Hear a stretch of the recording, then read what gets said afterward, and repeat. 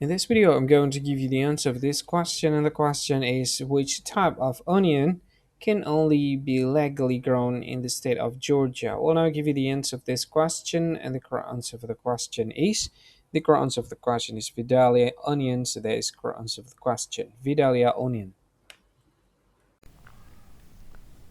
Hi, thank you so much for watching this video. If you find this video is very useful, you can help this channel to grow by subscribing this channel. Please this subscribe button and don't forget to like this video. And if you find this video is not really good, or you don't really like this video, or you kind of feel that it's a little bit offensive or something like that, you can click this one, dislike button. You can do that anyway.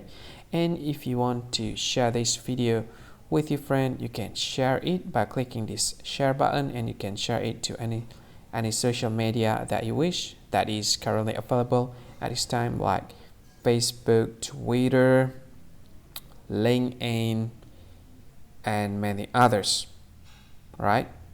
And if you want to add this video to your playlist, you can click this one. You can watch this video later, and you can find more options by clicking these three dots. And yeah, don't forget to subscribe. I think that's all of it. Thank you so much for watching this video, and see you again in another video. Bye bye. See you again.